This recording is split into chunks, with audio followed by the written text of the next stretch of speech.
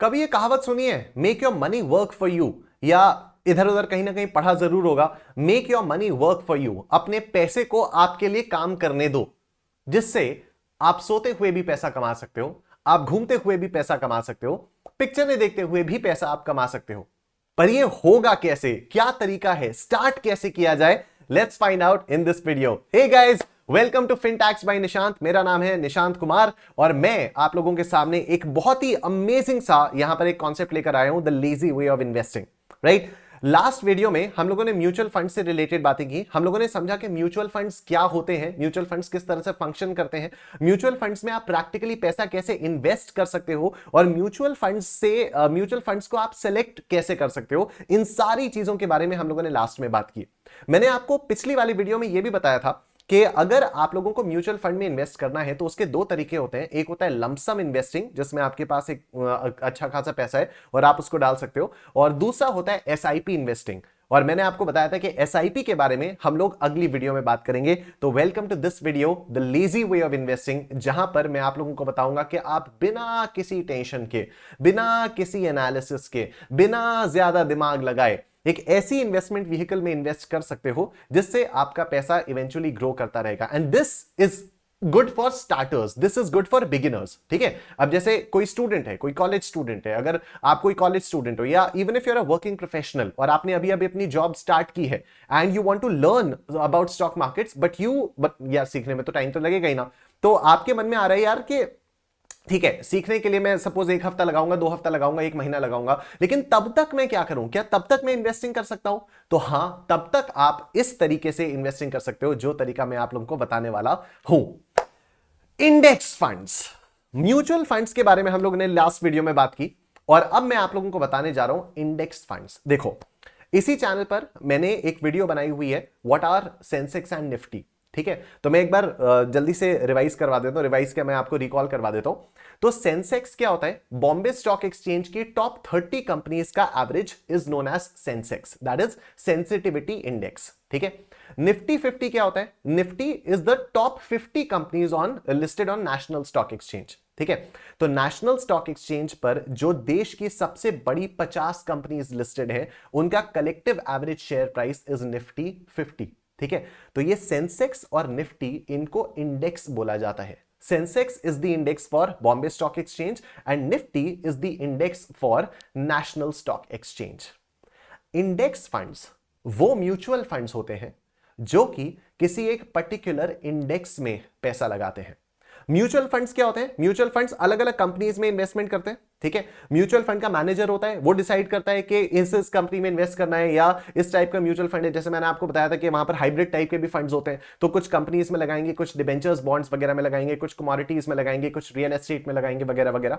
ठीक है, तो अगर कोई ऐसा म्यूचुअल फंड है जो सिर्फ किसी एक पर्टिकुलर इंडेक्स में इन्वेस्ट कर रहा है, वो बीएसई इंडेक्स भी हो सकता है यानी सेंसेक्स, वो नेशनल स्टॉक एक्सचेंज का भी इंडेक्स हो सकता है यानी निफ्टी 50, और अलग अलग टाइप के और इंडिसेस होते हैं। ठीक है, ये जो निफ्टी 50 है, ये है क्या? ये देश की टॉप 50 कंपनीज का कलेक्टिव एवरेज शेयर प्राइस है। अगर मैं निफ्टी मिड कैप के बारे में बात करूं तो निफ्टी मिड कैप क्या होता है? जो देश की बीच की कंपनीज हैं, उनका collective average share price is Nifty mid cap, that is also an index. अगर मैं निफ्टी स्मॉल कैप के बारे में बात करूं तो वो क्या है? जो देश की जितनी भी कंपनीज हैं जो कि नेशनल स्टॉक एक्सचेंज पर लिस्टेड हैं, उनमें से जो स्मॉल कैपिटलाइजेशन वाली कंपनीज हैं, उनका collective average share price, that is what? Nifty small cap index. तो अगर कोई म्यूचुअल फंड किसी एक इंडेक्स में पैसा लगाता है तो उसको इंडेक्स फंड कहा जाता है। ठीक है, तो इंडेक्स फंड्स म्यूचुअल फंड्स ही होते हैं जो कि किसी एक पर्टिकुलर इंडेक्स को ट्रैक करते हैं। राइट, अब जैसे निफ्टी 50 में अगर किसी म्यूचुअल फंड ने पैसा लगाया तो वो उन्हीं टॉप 50 कंपनीज में पैसा लगाएगा जो 50 कंपनीज निफ्टी 50 का पार्ट है।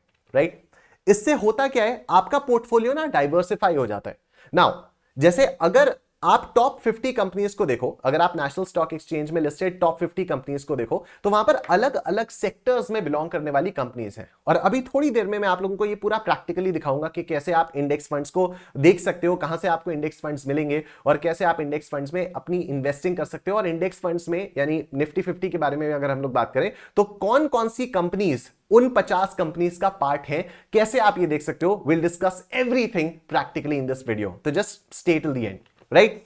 तो अगर हर सेक्टर की कंपनी है, मतलब उसमें एफएमसीजी कंपनी भी है, ITC is an FMCG company which is part of Nifty 50, उसमें टीसीएस भी है जो कि आईटी इंडस्ट्री की कंपनी है, उसमें एचडीएफसी बैंक भी है जो कि बैंकिंग इंडस्ट्री की कंपनी है, एंड सो ऑन। तो हर सेक्टर की कंपनी आपकी निफ्टी 50 यानी टॉप 50 कंपनीज का पार्ट है। तो अब आप एक बात बताओ, अगर आपका पैसा किसी एक ऐसे म्यूचुअल फंड में जा रहा है, अगर आपका पैसा किसी एक ऐसे म्यूचुअल फंड में जा रहा है जो कि देश की टॉप 50 कंपनीज में अपना पैसा लगा रहा है, तो इनडायरेक्टली आपका पैसा देश की टॉप 50 कंपनीज में लग गया। ठीक है, इनडायरेक्टली आपका पैसा देश की टॉप 50 कंपनीज में लग गया। और एक बार आपका पैसा देश की टॉप 50 कंपनीज में लग गया तो जिस रेट से वो टॉप 50 कंपनीज ग्रो करेंगी उसी रेट से तो आपका पैसा भी ग्रो करेगा।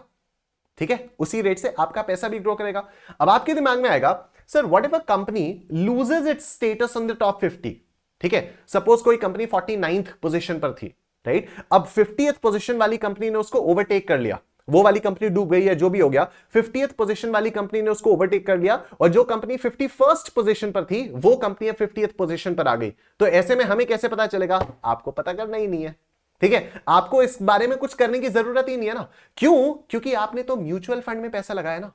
अब अगर आपने किसी एक निफ्टी 50 के म्यूचुअल फंड में पैसा लगाया है तो वो फंड क्या करेगा? वो फंड मैनेजर का काम है ना ये देखना कि टॉप 50 कंपनीज में ही रहे।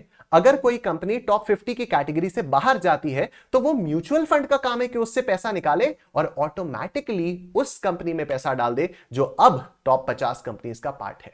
राइट, सो डाइवर्सिफिकेशन ऑटोमेटिकली हो जाता है इंडेक्स फंड से और एक स्टेडी ग्रोथ मिलती है। इंडेक्स फंड्स में अगर हम स्पेसिफिकली निफ्टी 50 के बारे में बात करें, ठीक है, there are a lot of different kinds of Nifty, a lot of different kinds of indices, जिसके बारे में मैंने आप लोगों को अभी थोड़ा सा ब्रीफ किया। बट अगर मैं स्पेसिफिकली निफ्टी 50 के बारे में बात करूं ना, तो निफ्टी 50 का पिछले 20 साल का रिटर्न 12-13% के आसपास का रहा है। ठीक है, average compounded annual growth rate. ठीक है, मतलब एनुअलाइज यील्ड अगर आप देखोगे तो ये 12-13% की ग्रोथ रेट है पिछले 20-25 सालों में। अब एक बात बताओ, अगर आप बिगिनर हो, आप स्टार्ट करना चाहते हो, तो स्टार्टिंग के लिए ना ये 12-13% का return is very good if you are getting that return without applying your mind. ठीक है, अब आपको इस चीज को लेकर ना एक बेस भी मिल गया है कि जब आप किसी पर्टिकुलर कंपनी के शेयर में इन्वेस्ट करो, ठीक है, जब आप किसी पर्टिकुलर इंडस्ट्री, किसी पर्टिकुलर कंपनी के शेयर में इन्वेस्ट करोगे तो how much return would you want from that company? तो that has to be more than 12 और 13%। क्यों? क्योंकि ये 12-13% का रिटर्न तो निफ्टी 50 भी दे रहा है। तो अगर आप पूरा अपना दिमाग लगाकर किसी कंपनी का फंडामेंटल एनालिसिस करके उस कंपनी में पैसा लगाओगे तो why would you want only 12 और 13% ऑफ रिटर्न? क्यों? क्योंकि 12-13% का रिटर्न तो बिना दिमाग लगाए भी मिल जा रहा है ना। That's why I am talking about it in this video ना, the lazy way of investing. Right, तो स्टेडी ग्रोथ भी यहां पर आपको मिल जाती है कि आपको बहुत ज्यादा दिमाग लगाने नहीं पड़ता। इंडेक्स फंड्स में अगर आप पैसा लगाते हो बहुत ज्यादा आपको दिमाग लगाने नहीं पड़ता।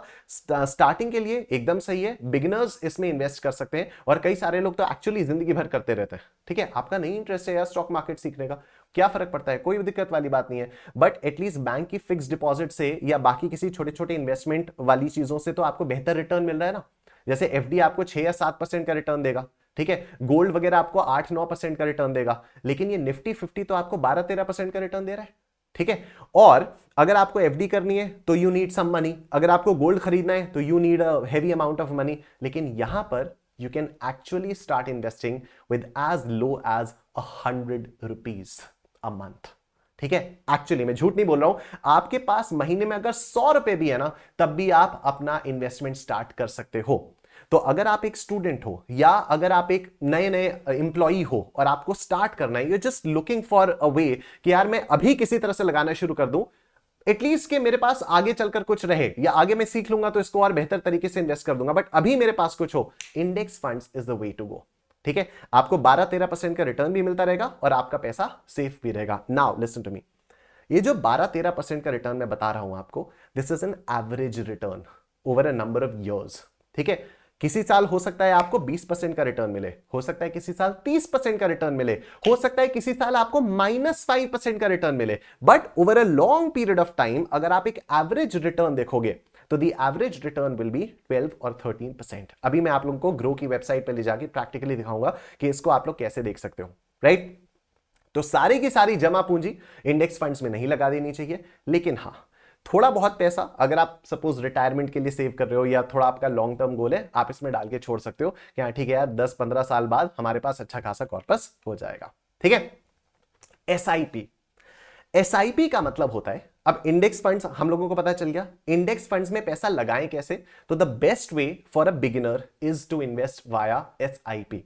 एसआईपी का मतलब होता है सिस्टमैटिक इन्वेस्टमेंट प्लान, जहां पर आप एक फिक्स्ड अमाउंट एक फिक्स्ड म्यूचुअल फंड में महीने की एक फिक्स्ड तारीख को जमा कर देते हो। I will again show you how you can start investing through SIP अभी ग्रो की वेबसाइट पर। ठीक है। तो अब एसआईपी आपको कैसे पता चलेगा, एसआईपी आपको कैसे करनी है, चलो मैं ना सीधा लेकर चलता हूं, मैं सीधा ग्रो की वेबसाइट पर आप लोगों को लेकर चलता हूं and let me show you. सबसे पहले मैं आप लोगों को म्यूचुअल फंड्स वो दिखाता हूं, इंडेक्स फंड्स में सबसे पहले आपको दिखाता हूं। ठीक है। तो हम लोग बात करेंगे निफ्टी 50 इंडेक्स फंड के बारे में, जो कि देश की टॉप 50 कंपनीज को ट्रैक कर रहा है। ठीक है। तो ये ग्रो की वेबसाइट का ये होम पेज आ जाएगा, यहां पर आप म्यूचुअल फंड्स पर क्लिक करोगे और फिर यहां पर ये स्क्रीनर पर आप आ जाओगे। ठीक है। स्क्रीनर पर आने के बाद आप लोगों को ये सारी चीजें यहां पर दिखने लग जाएंगी, आपको टोटल 1386 म्यूचुअल फंड्स यहां पर दिखाई दे रहे हैं। ठीक। All you have to do is simply search Nifty 50, Nifty 50। ठीक है। निफ्टी 50 इंडेक्स फंड, इतना कर दो, निफ्टी 50 इंडेक्स फंड। अब जितनी भी कंपनीज निफ्टी 50 इंडेक्स फंड, जो भी कंपनीज निफ्टी 50 इंडेक्स फंड चला रही हैं, वो सारी की सारी आपको यहां पर दिख जाएंगी। So for example you have UTI Nifty 50 index fund, you have Navi Nifty 50 Index Fund, you have Bandhan Nifty 50 Index Fund, you have ICICI Prudential Nifty 50 Index Fund, you have Tata Nifty 50 Index Fund, और भी कुछ कुछ है, उनको जाने दो अभी फिलहाल। ठीक है। अब जैसे ये आपको दिख रहा है निफ्टी नेक्स्ट 50, नेक्स्ट 50 मतलब क्या हो गया, जो देश की टॉप 50 कंपनीज हैं उनके बाद की अगली 50 कंपनीज वो नेक्स्ट 50 में आ जाएंगी, तो वो भी एक इंडेक्स हो गया। ठीक है। इस तरह से आपके अलग अलग इंडिसेस आते रहते हैं। अभी हम लोग बात कर रहे हैं टॉप 50 कंपनीज के बारे में। चलो let me take you to ICICI Prudential Nifty 50 index fund. ठीक है। यहां पर अगर आप देखो तो ये 3 साल का एवरेज रेट आपको दिखा रहा है, 3 साल का एवरेज रेट है 15.50%। इसका मतलब इस म्यूचुअल फंड ने हर साल ऑन एन एवरेज 15.50% का रिटर्न दिया है। अगर मैं यहां पर ऑल पर क्लिक करता हूं, ऑल पर क्लिक करता हूं तो देखो from 2nd January 2013 till today, today is what 5th January 2024। ठीक है। तो till from 2nd January 2013 till 5th January 2024 almost 11 साल की बात है, और 11 साल का जो रिटर्न है वो कितना है 13.33%। ठीक है। लेकिन अभी आप यहां पर देख रहे हो ये बढ़ा घटा बढ़ा घटा बढ़ा घटा, कोविड आ गया और उसके बाद फिर बढ़ रहा है घट रहा है बढ़ रहा है घट रहा है बढ़ रहा है घट रहा है। बट ऑन एन एवरेज अगर आप देखो long term point of view से देखो तो 13.33 is the average rate of return. ठीक है। अब आप किसी भी कंपनी का निफ्टी 50 देख लोगे, अगर ये 11 साल का होराइजन है तो 11 साल के होराइजन में इतने ही के आसपास का रिटर्न आप लोगों को दिखाई देगा। ठीक है। जैसे अगर हम लोग बंधन में देखें तो ऑल पर अगर मैं क्लिक करता हूं तो again from 2nd January 2013 till today तो ये 13.38% आएगा। Now very common doubt will arise कि यार why is a difference of even 0.05%। ठीक है। यहां पर 13.33 है तो यहां पर आपका 13.38 क्यों है, यहां पर भी 13.33 होना चाहिए, तो why is there a difference of even 0.05%? तो उसका रीजन है expense ratio. What is expense ratio? Expense ratio is the amount जो म्यूचुअल फंड हाउस आपसे चार्ज करता है। आप सोचो जरा एक बात, आपने पैसा म्यूचुअल फंड में डाल दिया, अब आप एकदम टेंशन फ्री हो गए। म्यूचुअल फंड लगातार इसको ट्रैक करेगा कि कौन सी कंपनी टॉप 50 में है, कोई नहीं है तो उसमें से पैसा आपका निकालेगा, कोई नई कंपनी आ गई तो उसमें आपका पैसा डालेगा वगैरह वगैरह। आपके पैसे को मैनेज करने के लिए म्यूचुअल फंड्स एक फीस कलेक्ट करते हैं जिसको एक्सपेंस रेशियो बोला जाता है।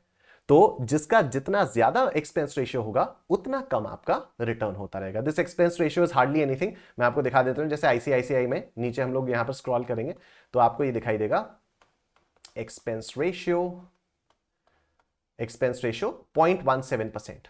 ठीक है। Expense ratio is 0.17%, right. अच्छा, अब इसमें हम लोगों को अगर देखना है कि टॉप 50 कंपनीज कौन सी हैं तो स्क्रॉल डाउन करो और ये देखो होल्डिंग्स 50 कंपनीज कौन कौन सी हैं। देखो HDFC bank, Reliance industries, ICICI, Infosys, TCS, Larsen and Toubro and so on. और आप ये भी देख सकते हो कि इन टॉप 50 कंपनी की वेटेज क्या है। मतलब अगर आपने इस म्यूचुअल फंड में सपोज 100 रुपए डाले तो आपके 100 रुपए का 13 रुपया एचडीएफसी बैंक में जाएगा, 9 रुपया रिलायंस में जाएगा, 7 रुपया आईसीआईसीआई बैंक में जाएगा एंड सो ऑन। तो if you have invested suppose 100 rupees in this mutual fund, you can actually see how much portion of your money is going in which company. अभी आप इंडिविजुअली अगर इन stocks को खरीदना चाहोगे तो ये 100 रुपए में नहीं मिल पाएंगे, लेकिन म्यूचुअल फंड्स या इंडेक्स फंड्स के थ्रू अगर आप जाओगे तो ये सारे के सारे आप लोगों को यहां पर मिल जाएंगे। ठीक है, अब होल्डिंग एनालिसिस में पूरा का पूरा इक्विटी है, और इक्विटी सेक्टर एलोकेशन आप देखो, जो डाइवर्सिफिकेशन के बारे में हम लोग बात कर रहे थे ना, ये है डाइवर्सिफिकेशन कि अगर आपने 100 रुपीज लगाए तो 33% आपका फाइनेंशियल सेक्टर में गया, 16% बाकी सेक्टर्स में गया, 13% अदर एनर्जी में गया, 13% टेक्नोलॉजी में गया, 9% कंज्यूमर में गया, एंड सो ऑन। राइट, तो अगर आप इंडेक्स फंड्स में या स्पेसिफिकली निफ्टी 50 में इन्वेस्ट करते हो तो इस तरह से आपका पैसा एलोकेट होता रहता है। ठीक है, चलो, तो ये तो बात हो गई थी इंडेक्स फंड्स के बारे में। अब हम बात करते हैं एसआईपी के बारे में। ठीक है, हमने बात शुरू की थी एसआईपी के बारे में कि एसआईपी का मतलब क्या है। तो एसआईपी सिस्टमैटिक इन्वेस्टमेंट प्लान कि हर महीने की एक फिक्स तारीख को एक फिक्स्ड अमाउंट इस म्यूचुअल फंड में आकर जमा हो जाएगा। कैसे होगा? सपोज आपने ICICI Prudential Nifty 50 index plan direct fund index direct plan growth choose किया। ठीक है, अब आप यहां मंथली एसआईपी पर आओ और यहां पर आप पैसा डाल दो 100 रुपए। You can actually start investing by 100 rupees. देखो कैसे पता चलेगा, यहां पर लिखा रहता है मिनिमम एसआईपी अमाउंट आपका 100 रुपीज का होना चाहिए। ठीक है, तो मिनिमम एसआईपी अमाउंट आपका 100 रुपीज का होना चाहिए, तो 100 रुपीज आपने यहां पर डाल दिए। मंथली एसआईपी डेट यहां पर 16th हो गई, you can choose the date. ठीक है, और उसके बाद आप अपने बैंक अकाउंट से यहां पर स्टार्ट एसआईपी पर क्लिक करोगे तो हर महीने की उस तारीख को आपके बैंक अकाउंट से 100 रुपए कटेगा और यहां पर इस वाले म्यूचुअल फंड में आता रहेगा। ठीक है, this is known as SIP. अगर आप जानना चाहते हो कि एसआईपी से आपका कितने सालों के बाद कितना रिटर्न होगा तो आओ हम यहां पर सर्च करेंगे एसआईपी कैलकुलेटर। ठीक है, एसआईपी कैलकुलेटर सर्च करेंगे, जो भी पहला इसे एसआईपी कैलकुलेटर आ जाएगा उस पर आ जाएंगे। अब आप इधर देखो, मंथली इन्वेस्टमेंट सपोज आप 5,000 रुपए का कर रहे हो। ठीक है, मंथली इन्वेस्टमेंट सपोज आप 5,000 रुपए का कर रहे हो। I am just taking an example. अभी मतलब ये कंप्लीटली डिपेंड करेगा आपके कितनी इन्वेस्टिंग कैपेसिटी है। ठीक है, एक्सपेक्टेड रिटर्न 12% ही लेते हैं, ऑल्दो वहां पर 13.3% दिख रहा था, हम 12% लेकर चलते हैं। ठीक है, टाइम पीरियड अब आप यहां पर देख सकते हो कि ये एसआईपी अगर आप 10 साल तक करते रहोगे तो आपके पास 10 साल बाद 11 लाख रुपए इकट्ठे हो चुके होंगे। अगर आप इसको 20 साल तक करते रहोगे तो आपके पास 49,95,740 रुपीज इकट्ठे हो चुके होंगे।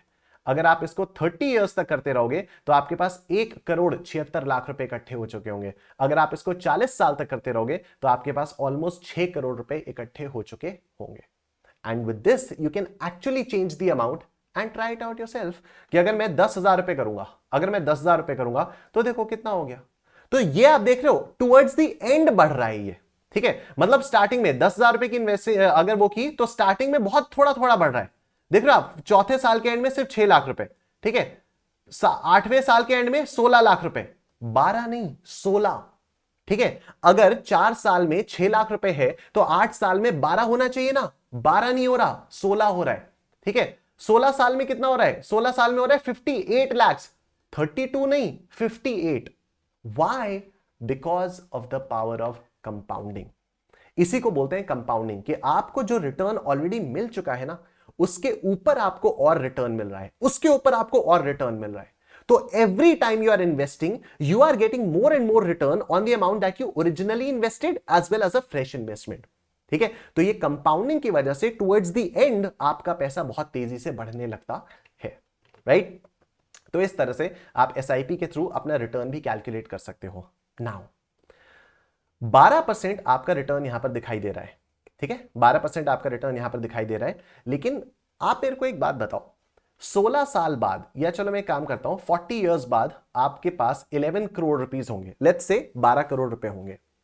लेकिन 40 साल के बाद के 12 करोड़ रुपए और आज के 12 करोड़ रुपए में तो बहुत फर्क होगा ना।